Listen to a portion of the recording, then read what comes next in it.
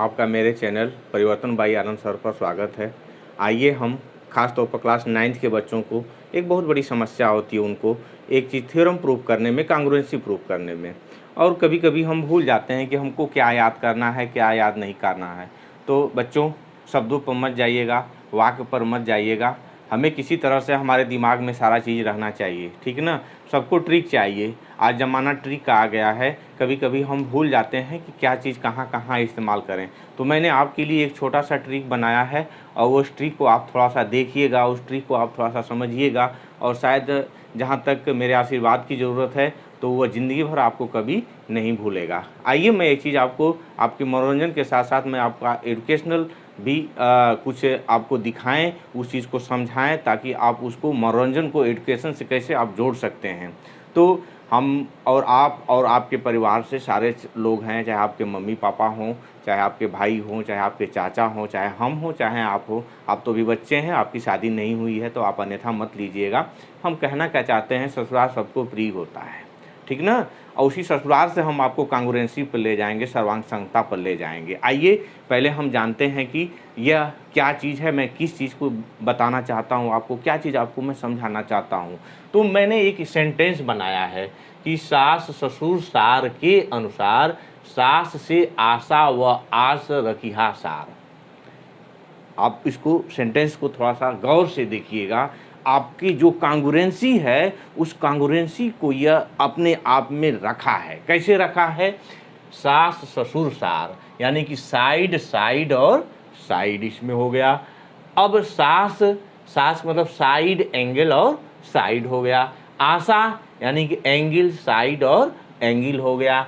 आस angle, angle और क्या हो गया आपका, साइड हो गया। और रखी, र से आपका आर हो गया, ह से यच हो गया, और सार से यस हो गया, यानी कि आर यच यस। यानी कि आपकी कांग्रुएंसी प्रूव करने के लिए, सर्वांग क्षमता प्रूव करने के लिए इतनी 5 चीज़ों की ज़रूरत है। अगर इसका नॉलेज आपको है, इसका आप एप्लीकेशन करना जानते हैं, तो आप इसको ईजिली कर सकते हैं। तो आइए मैं इसको एक्सप्लेन करता हूँ पॉइंट टू पॉइंट, और इस चीज़ को आप अपने दिमाग में रख लेंगे तो एक्सरसाइज करने में, उसको लगाने में आपको कोई दिक्कत नहीं होगी। तो आइए हम लोग सास ससुर सार के अनुसार सास से आशा व आस रखिया सार, यानी कि यह रियलिटी भी है ना, कि सास ससुर और सार ये के सलाह के अनुसार हम अपने सास से ज़्यादा आशा और आस रखते हैं, है ना।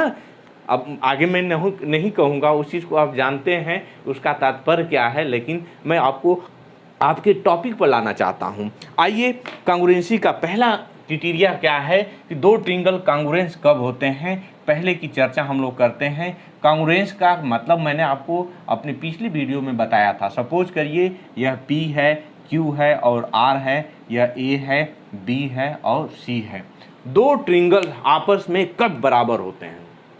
हर एक तरह से बराबर तो नहीं हो सकते हैं, सारी चीज़ें उनकी बराबर हो जाएं, लेकिन उनके नाम बराबर नहीं होंगे। इसलिए यहाँ हम इसको इक्वलिटी नहीं कहते हैं, यहाँ क्या कहते हैं, कांग्रुएंसी कहते हैं। यहाँ सर्वांग समता कहते हैं। अंग समान है, नाम समान नहीं, इनके अंग समान है, सर्वांग समता। यहाँ से आप समझ सकते हैं कि सर्वांग समता का तात्पर्य क्या है। तो आइए हम यहाँ देखते हैं कि क्या कह रहा है। यह साइड, इस ट्रिंगल का एक साइड, साइड नंबर 1 दूसरे ट्रिंगल के साइड नंबर 1 से बराबर हो, और एक हो गया, और दूसरा नंबर के यह साइड और यह साइड बराबर हो, और तीसरी साइड और तीसरी साइड बराबर हो जाए, तो वह दोनों ट्रिंगल, कौन कौन ट्रिंगल, ट्रिंगल P, Q और R क्या होंगे, आपके सर्वांगसम होंगे, कांग्रुएंट होंगे, किसके, A, B और C।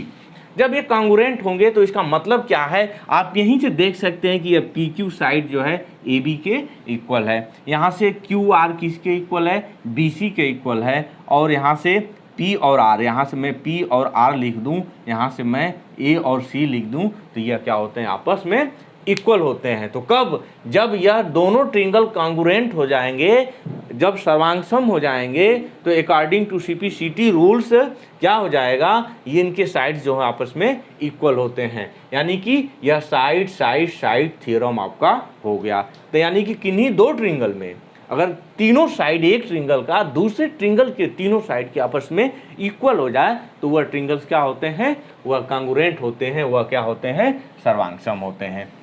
आइए मैं आपको दूसरे ट्रिंगल के विषय में बताता हूँ, दूसरे रूल के विषय में मैं बता रहा हूँ। ये पहला रूल हो गया। दूसरा रूल क्या कह रहा है कि साइड एंगल और साइड दो ट्रिंगल हों और उसमें क्या क्या हो, करेस्पॉन्डिंग एंगल और साइड आपस में इक्वल हो। सपोज कर लीजिए यह ए है, बी है, सी है, यह डी है, ई है और एफ है। अब साइड एंगल साइड का कहने का मतलब क्या कि यह साइड, यह इसकी एक साइड और इसकी इस साइड के इक्वल हो, और जो बीच का एंगल है दूसरी साइड, अब यह आपका क्या हो गया, यह दूसरी साइड हो गई, यह दूसरी साइड हो गई। अब इन दोनों साइड के बीच का एंगल जो है, यह एंगल इस एंगल के बराबर हो दो ट्रिंगल्स में, तो वो दोनों ट्रिंगल्स क्या होते हैं, सर्वांगसम होते हैं, कांग्रुएंट होते हैं। बात समझ में आई? यानी कि दो ट्रिंगल का करेस्पॉन्डिंग, जिसे इस एंगल को, इस एंगल को बनाने वाली साइड और इस एंगल को भी बनाने वाले, यह एंगल भी आपस में क्या हो, यह एंगल और यह एंगल दोनों आपस में इक्वल हो, और इनकी साइड भी, यह साइड इधर वाली और उधर वाली साइड, उस वाली साइड के दो के इक्वल और एक जो है एक के इक्वल हो, तो यह दोनों ट्रिंगल्स क्या हो जाते हैं, कांग्रुएंट हो जाते हैं। यानी कहने का क्या मतलब है कि यदि ए बी इक्वल टू कितना, डी ई हो, और angle B A C equal to E D F हो, तथा एक चीज और कि A C equal to D F हो, तो यह दोनों ट्रिंगल्स क्या हो जाएंगे, सर्वांगसम हो जाएंगे। यानी ट्रिंगल ए बी सी और आपका सर्वांगसम कितना, डी ई और एफ हो गया। यह आपकी दूसरी कांग्रुएंसी रही। आइए हम लोग तीसरी कांग्रुएंसी पर चर्चा करते हैं। तीसरी कांग्रुएंसी इसकी क्या कहती है उसको थोड़ा सा हम लोग समझते हैं। क्या कहा है, एंगल साइड एंगल। तो यहाँ आपके पास दो ट्रिंगल हैं, सपोज करिए यह एक ट्रिंगल हो गया और दूसरा ट्रिंगल यह हो गया। यह क्या है, ए है, बी है, सी है, यह आपका डी है, ई है और एफ है। यहाँ ध्यान देने की बात है, एंगल साइड एंगल, यानी कि साइड कौन, यह साइड हो गया, एक नंबर की साइड हो गया, और एंगल इस साइड पर जो दोनों एंगल्स हैं, यह इस साइड पर जो दोनों एंगल्स हैं यह आपस में बराबर हो, तो यह दोनों ट्रिंगल्स क्या होते हैं, सर्वांगसम होते हैं। यानी कहने का क्या मतलब कि angle A B C, angle D E F और कितना आपका B C equal to E F, और कितना angle B C A equal to angle E F D. यह तीनों जब इस तरह से रहता है, कौन हो गया, एंगल इस एंगल के, यह साइड इस साइड के, यह एंगल इस साइड के, तो दोनों ट्रिंगल्स क्या हो जाएंगे, ट्रिंगल ए बी सी और congruent triangle D E F हो जाएगा। यह जो है यह तीसरी कांग्रुएंसी रही, आप इसको समझ चुके होंगे। आइए चौथा कांग्रुएंसी देखते हैं। थोड़ा सा यह चौथे कांग्रुएंसी में हमको कन्फ्यूजन, आपको कन्फ्यूजन सा लगता है। क्या कहा है, एंगल एंगल साइड कहा है, तो यहाँ बहुत परेशान होने की ज़रूरत नहीं है। यानी कि कोनो दो एंगल, इस ट्रिंगल्स के कोनो दो एंगल, मान लेते हैं कि यह दोनों एंगल्स क्या हैं, इक्वल हैं, ठीक है ना, यह साइड यहाँ इक्वल नहीं है, यह वाली साइड जो है इस साइड के इक्वल हो गई, ठीक है ना। तो यह एंगल आप मान लीजिए एक हो गया, यहाँ का यह एक हो गया, यहाँ का दो हो गया, यहाँ का यह दो हो गया, ऐसा है। बात वही है, आपका एंगल साइड एंगल ही है, लेकिन घुमाने वाली बात है। किसी भी ट्रिंगल में जब दो कोण आपस में बराबर होते हैं, दो एंगल्स बराबर होते हैं, तो स्वाभाविक सी बात है कि यह तीसरा भी क्या हो जाता है, तीसरे के यह बराबर हो जाएगा, क्योंकि सम ऑफ द एंगल्स ऑफ ए ट्रिंगल्स कितना होता है, तीनों एंगल्स का सम कितना होता है, 180 डिग्री होता है। तो उसके हिसाब से अब यह एंगल क्या हो गया, इस एंगल के बराबर हो गया। अब क्या हो गया, angle side angle, angle side angle, यानी फिर यही लौट करके आ गया। तो यह इसी का मतलब कि डाइवर्टेड रूप है, इसको हम ऐसे लिख सकते हैं, इसको ऐसे ही, यानी कि यहाँ से हम इसको डाइवर्ट, अगर इतना भी आता है तो हम डायरेक्टली कह देंगे, कांग्रुएंसी को बता देंगे कि नहीं कांग्रुएंसी है इसकी। लेकिन अगर ऐसा भी दिमाग से आप छोड़ दीजिएगा कि नहीं केवल यही वाला है ना, इसका कहने का मेरा मतलब यह है कि एंगल दो है तो तीसरा एंगल क्या हो जाएगा, आपस में बराबर हो जाएगा। फिर वही चीज़ क्या हो जाएगा, एंगल साइड एंगल से आप दिखा सकते हैं। आइए लास्ट वाला आपको दिखाते हैं। RHS का मतलब क्या है।